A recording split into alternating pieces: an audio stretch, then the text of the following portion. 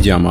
दोस्तों, ये इलाज का एक ऐसा तरीका होता है जिसके जरिए त्वचा, बाल और शरीर से जुड़ी कई सारी बीमारियों को ठीक करने का दावा किया जाता है। लेकिन क्या ये सच में काम करता है? इसे कराने के क्या क्या फायदे, क्या नुकसान हो सकते हैं? हिजामा कब, कैसे और शरीर के किन किन अंगों पे कराना चाहिए? किन लोगों को हिजामा कराना चाहिए और किसे नहीं कराना चाहिए? और इसे कराते वक्त कौन कौन सी बातों का ख्याल रखना चाहिए? इन सारी बातों के बारे में आज की इस वीडियो में हम बात करेंगे।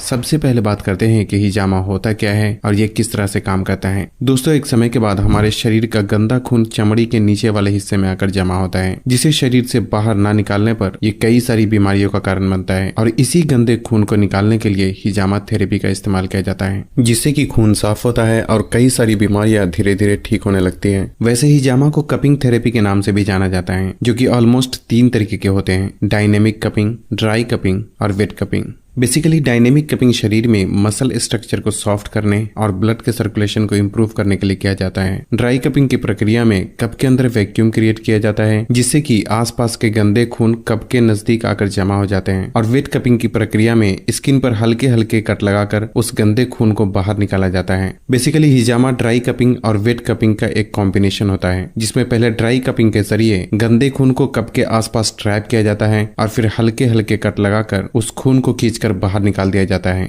अब यहाँ 3 अहम सवाल ये उठता है कि हिजामा कराने के क्या क्या फायदे हो सकते हैं, क्या इसे कराने में दर्द भी होता है, और स्किन पर कट लगने की वजह से हुए निशान को मिटने में कितने समय लगते हैं। दोस्तों, हिजामा कराने के अनगिनत फायदे होते हैं, जिसे गिनकर तो बिल्कुल भी नहीं बताया जा सकता, क्योंकि ज्यादातर बीमारी खून में गंदगी जमा होने की वजह से ही शुरू होती है। और हिजामा करने की प्रक्रिया में शरीर के अंदर से गंदे खून को खींचकर बाहर निकाल दिया जाता है, जिससे कि बॉडी में एक हल्कापन महसूस होने के साथ साथ कई सारी बीमारियां भी धीरे धीरे ठीक होने लगती है। जहां तक दर्द और स्किन पर आए निशान का सवाल है, तो यहाँ इस बात का समझना जरूरी है कि हिजामा की प्रक्रिया में कट्स स्किन के ऊपरी हिस्से पर ही लगाया जाता है, जिससे कि दर्द भी बिल्कुल ना के बराबर महसूस होता है और कट्स के निशान भी ज्यादातर 1 हफ्ते के अंदर अंदर ही खत्म हो जाते हैं। अब बात आती है कि हिजामा किन लोगों को कराना चाहिए और किसे नहीं कराना चाहिए। दोस्तों, वैसे तो औरत हो या मर्द, पूरी तरह से तंदुरुस्त व्यक्ति भी बॉडी को डिटॉक्स करने के लिए हिजामा करा सकते हैं, क्योंकि वक्त के साथ साथ हर किसी के खून में गंदगी जमा हो ही जाती है, जो कि बाद में कई तरह की बीमारी का कारण बन सकती है। लेकिन खासकर जिन लोगों में स्किन से जुड़ी प्रॉब्लम जैसे कि एक्नी, पिंपल्स, एक्जिमा, सोराइसिस, बालों का झड़ना या गिरना, लीवर से जुड़ी problem, high blood pressure, high cholesterol, arthritis यानी जोड़ों का दर्द, माइग्रेन, बार बार होने वाला सर दर्द, हार्मोनल प्रॉब्लम जैसे कि थायराइड, पीसीओडी,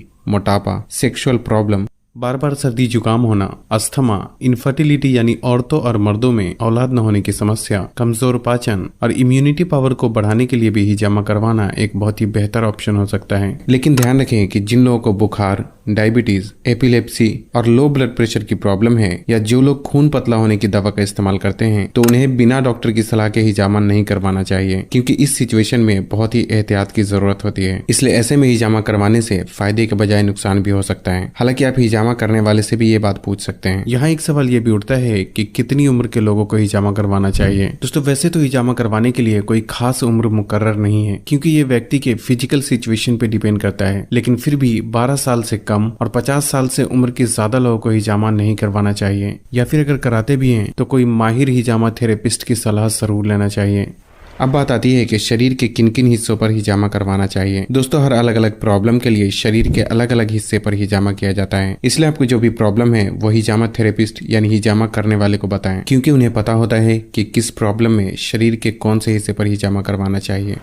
अब बात आती है कि कब करना चाहिए। दोस्तों, वैसे तो हिजामा कभी भी कराया जा सकता है, लेकिन सोमवार, मंगल और जुमेरात के दिन को हिजामा कराना सुन्नत तरीका माना जाता है। सबसे पहले ये समझना जरूरी है कि अभी के टाइम में जिन लोगों को हिजामा का हा भी नहीं आता, वो भी पैसे बनाने के लिए दुकान खोलकर बैठे हैं। लेकिन आपको हमेशा ही उनसे हिजामा कराना चाहिए जिनके पास हिजामा करने का अच्छा खासा एक्सपीरियंस होने के साथ साथ वो इस फील्ड में माहिर हो। दूसरा ये कि हिजामा करने से पहले आपके मन में जो भी सवाल हो वो हिजामा करने वाले से जरूर पूछें, और साथ ही अपनी मेडिकल हिस्ट्री भी अपने हिजामा थेरेपिस्ट को जरूर बताना चाहिए। और तीसरी बात ये कि आपको वहां हिजामा कराना चाहिए जहां साफ सफाई का खास ख्याल रखा जाता हो, और स्किन पर कट लगाने के लिए हमेशा ही नए ब्लेड का इस्तेमाल किया जाता हो, क्योंकि पहले से किसी और पर इस्तेमाल किए गए ब्लेड का दोबारा इस्तेमाल करने से ये फायदे के बजाय नुकसान पहुंचा सकता है। दोस्तों, कुछ बातों का हिजामा करने के बाद भी ख्याल रखना बहुत जरूरी होता है, जिसमें हिजामा कराने के बाद कम से कम 24 घंटे तक कट लगाई गई जगह को पानी के संपर्क में आने से बचाना चाहिए, और साथ ही कम से कम 24 घंटे तक एक्सरसाइज, धूप में निकलना और ऐसा कोई भी काम नहीं करना चाहिए जिससे कि पसीना निकले, क्योंकि स्किन पे लगाए गए कट्स ताजे होने की वजह से पसीने में मौजूद बैक्टीरिया नुकसान पहुंचा सकता है। साथ ही खाने में 2-3 दिन मिल्क प्रोडक्ट और नॉन वेज से परहेज करना चाहिए ताकि स्किन पे लगाए गए कट्स जल्दी हील हो सके। लेकिन 2 से 3 दिन के बाद आप सब कुछ पहले की तरह कर सकते हैं। और अगर आप चाहे तो एहतियातन ये सारी बातों के बारे में हिजामा करने वाले से भी पूछ सकते हैं। बस आज के लिए इतना ही। अगर वीडियो पसंद आई हो तो इसे लाइक और शेयर करने के साथ साथ चैनल को सब्सक्राइब करना भी ना भूलें। और तब तक के लिए अपना ख्याल रखें। अल्लाह हाफिज।